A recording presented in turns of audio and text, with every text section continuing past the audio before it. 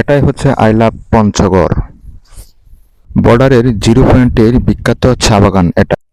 বাংলাদেশের শেষ সীমানা এবং রোড বাংলাদেশ এবং ভারত, এটাই হচ্ছে বাংলাবান্ধা জিরো পয়েন্ট। এখন আমি আছি আই লাভ পঞ্চগড়, সেখানে কিন্তু লেখা রয়েছে আই লাভ পঞ্চগড়। 5টা গড় নিয়েই পঞ্চগড়। সেই গড়গুলো হচ্ছে রাজনগড়, ভিতরগড়, হাড়িভাঙ্গাগড়, দেবীগড় এবং মীরগড়। পঞ্চ মূলত 5 গড় নিয়েই পঞ্চগড় এবং দুর্গ। এই হচ্ছে আই লাভ পঞ্চগড়। এখানে বিকালবেলা অনেক পর্যটক আসে তাদের বিনোদনের পাওয়ার জন্য। পাশেই কিন্তু একটা নদী রয়েছে, নদীর নাম হচ্ছে সাউলি নদী, ভারত থেকে আসা। দুই পাশে কিন্তু বসানো হয়েছে সিসি ব্লক। সিসি ব্লক বসানোর কারণে কিন্তু নদীর ভাঙ্গন যেন না হয়, সৌন্দর্য আরো বাড়িয়ে তুলে ধরেছে।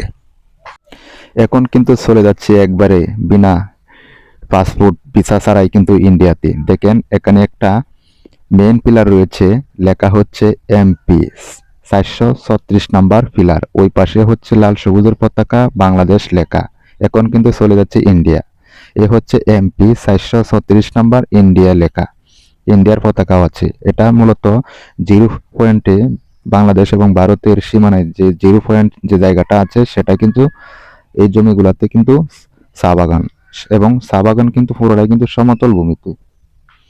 আর চা বাগানটা কিন্তু দেখতেই কিন্তু অনেক সুন্দর দেখা যাচ্ছে। আর ওই পাশে তো আগে বললামই, চলে আসলাম কিন্তু বিনা পাসপোর্টেই কিন্তু ইন্ডিয়াতে। আর এই চা বাগানটা কিন্তু ইন্ডিয়ার ইন্ডিয়ার মানুষেরাই কিন্তু করেছে। আসলে এই জায়গাতে কিন্তু যাওয়া সম্পূর্ণই কিন্তু নিষেধ, তবুও আমরা গিয়েছিলাম এই কারণেই। দেখলাম এখানে অনেক বাংলাদেশি লোকজন এসেছে, ছবি তুলছে, কেউ ভিডিও করছে। আমিও গিয়েছি, ছবি তুলেছি। আর দেখেন চা বাগানটা কত সুন্দর। তো গাইস, এখন আছি আমি শিলিগুড়ি ব্রিজ। এই হচ্ছে ইন্ডিয়ান শিলিগুড়ি ব্রিজ। জানি না কতটুকু দেখা যাচ্ছে আপনাদের, যেহেতু আমার এটা মোবাইল দিয়ে ভিডিও ধারণ করা। আর প্রচুর পরিমাণে এখানে কিন্তু রৌদ্রের মাঝে দাঁড়িয়ে শিলিগুড়ি ব্রিজটা ভিডিও করছিলাম। আর এখানে আশেপাশে অনেক মানুষ আছে। এই হচ্ছে শিলিগুড়ি ব্রিজ। আর নদীটা কিন্তু এখন শুকিয়ে গেছে। নদীটাতে সম্পূর্ণ কিন্তু পানি আসে, এবং নদীটা কিন্তু এদিকে চলে আসছে কিন্তু পঞ্চগড়। নদীটা হচ্ছে মহানন্দা নদী। নদীতে কিন্তু এই যে দেখছেন ছোট ছোট পিলার রয়েছে, এই পাশে বাংলাদেশ লেখা, অপর পাশে ইন্ডিয়া। আর ওই নদীর ওই পাশে কিন্তু সকালবেলা কিন্তু কাঞ্চনজঙ্ঘার যে ভিউটা, নেপালের কাঞ্চনজঙ্ঘা, ওই ভিউটা কিন্তু এখান থেকেই কিন্তু দেখা যায়। পাশে কিন্তু রয়েছে ডাক বাংলা, তেতুলিয়া। এখন আমি আছি শিলিগুড়ি ব্রিজ। আর ওই পাশে দেখেন অনেক পর্যটক। আর ওই পাশটাতে কিন্তু উপজেলা থেকে কিছু কাজ করে দেওয়া হয়েছে, যেন পর্যটকরা এসে তাদের মন মতো এবং আনন্দ উপভোগ করতে পারে। আপনারাও চলে আসবেন শিলিগুড়ি ব্রিজ দেখার জন্য। এই হচ্ছে আই লাভ তেতুলিয়া। আসলে তেতুলিয়া মূলত বাংলাদেশের মানুষ সবাই চিনে থাকে তেতুলিয়া। এটা হচ্ছে আই লাভ তেতুলিয়া। এই জায়গাটাই হচ্ছে আই লাভ তেতুলিয়া। কত সুন্দরভাবে লিখে রেখেছে আই লাভ তেতুলিয়া, লাল এবং সাদা রঙে। আসলে এখন কিন্তু কাঞ্চনজঙ্ঘার ভিউটা এরকম দেখা যাচ্ছে না, মানে হালকা, এই যে দেখেন কোনো সময় সাদা, সোনালী, নীল। এটাই হচ্ছে কাঞ্চনজঙ্ঘার ভিউ। আসলে এখন কিন্তু দুপুর 12টা বাজে। আমরা কিন্তু দেখবো আগামীকাল সকালবেলা। তো গাইস, আমরা সকাল থেকে 12:30 পর্যন্ত তেতুলিয়া আশেপাশে ঘোরাফেরা করেছি। এখন আমরা একটা হোটেলে উঠেছি। সেই হোটেলটার নাম হচ্ছে খাজি ব্রাদার্স গেস্ট হাউস। এটা তেতুলিয়া বাজারেই অবস্থিত। আমরা এই হোটেলটাতে রাত্রি যাপন করব। সেখানে আমরা উঠেছি। আমার সাথে আছে বড় এক ইউটিউবার রাশেদ ভাই। আমরা দুজনেই সেখানে থাকবো এই হোটেলে। এবং হোটেলের রিসেপশনে যে থাকে, উনি কিন্তু আমাদের রুমটা গোছাচ্ছে, পরিষ্কার করছে। আমরা এই হোটেলটার থেকে কিছুক্ষণ রেস্ট নিয়ে তারপর চলে যাব বাংলাবান্ধা সরাসরি। এখন আছি বাংলাবান্ধা রোড। তেতুলিয়া থেকে চলে আসলাম বাংলাবান্ধা রোড। আর এই দেখেন প্রথম যে গেটটা, এটা হচ্ছে ওভারব্রিজ। ওভারব্রিজ বলেই আমরা চিনি এই ব্রিজটা। এটাই হচ্ছে রোড। এই রোড দিয়ে বাংলাদেশ থেকে অনেক ট্রাক চলে যায় পণ্য নিয়ে। থিম্পু, সিকিম, ভারত এবং নেপাল, সেখান থেকেও ট্রাক আসে। Darjeeling 77 kilometre, Gangtok 143 kilometre. ধন্যবাদ। সিকিম 154 কিলোমিটার, ভুটানের থিম্পু 286 কিলোমিটার, কাঠমান্ডু নেপাল 494 কিলোমিটার এখান থেকে।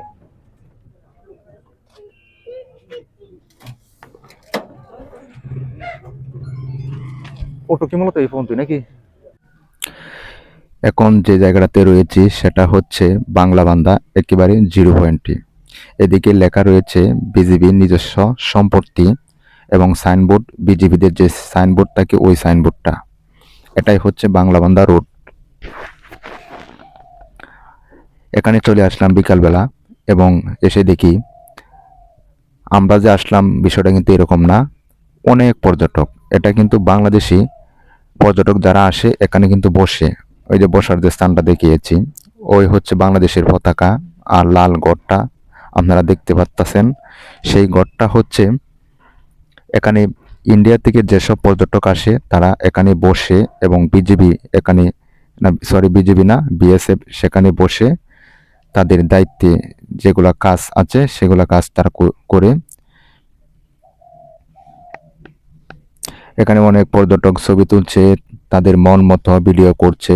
আর ওই জায়গাতে বসার যে স্থানটা রয়েছে এই বসার জায়গাটাতে কিন্তু বাংলাদেশিরা এসে কিন্তু বসে।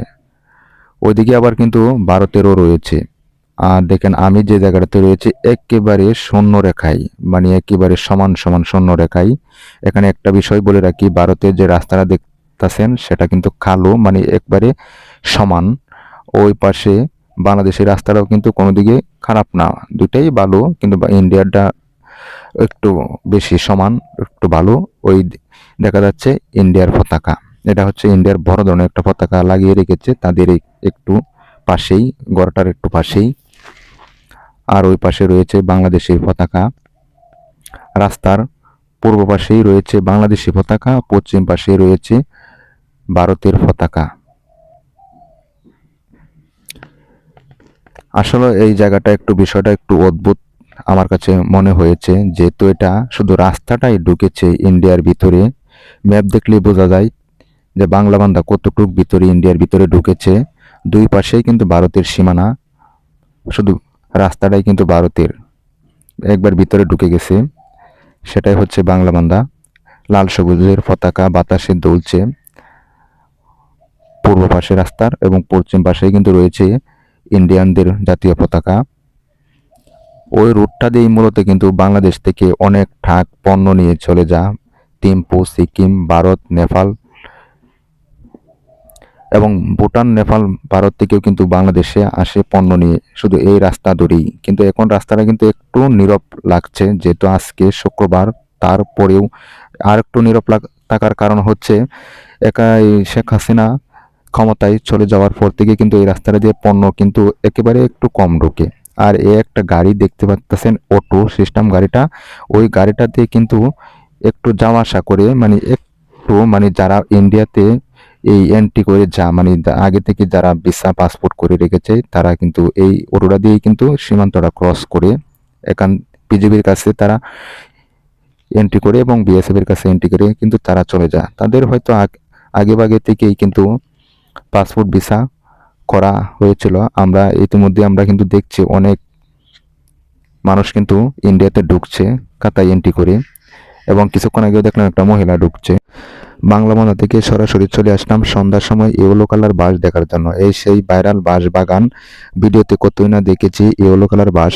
এখানকার মানুষে বলে এই বাস নাকি নেপালি বাস। আজকে নিজের চোখে দেখছি ইয়েলো কালার বাসটা, দেখেন। আর পাশেই রয়েছে কিন্তু বাম্বু বাস, অনেক বড় বাম্বু বাস। এখানকার স্থানীয় লোকেরা এই বাম্বু বাস দিয়ে কিন্তু ঘরের যে বেড়া দেয়, মানে ছোট ছোট টুকরা করে তাদের বেড়ার কাজে কিন্তু লাগিয়ে থাকে এই বাম্বু বাস। বাঁশের মধ্যে কিন্তু অনেকেই অনেক কিছু লিখে রেখেছে। আপনারা এখানে চলে আসলে তেঁতুলিয়া বাস দেখবেন। বন্ধুরা, আমি কিন্তু বেশি যেতে পারবো না, কারণ ওই পাশেই ওই যে একটা মহিলা দাঁড়ায় রয়েছে, এখান থেকে কিন্তু বাংলাদেশ শেষ সীমানা। এরপরে কিন্তু আর যাওয়া যাবে না, এরপরে কিন্তু ইন্ডিয়া। বন্ধুরা দেখেন, এই হচ্ছে বিখ্যাত চা বাগান, এই হচ্ছে বিখ্যাত চা বাগান। আসলে পঞ্চগড়ে এসে যেটা আমি বুঝতে পারলাম, আমি এর আগেও বাংলাদেশে অনেক জায়গায় গিয়েছি, সিলেট গিয়েছি, বান্দরবন গিয়েছি, যেমন জাফলং গিয়েছি, অনেক জায়গায় বিভিন্ন জায়গায় আমি গিয়েছি, কিন্তু এই এই জায়গার মানুষের মতো ভালো মানুষ আমি কোনো সময় পাইছি না।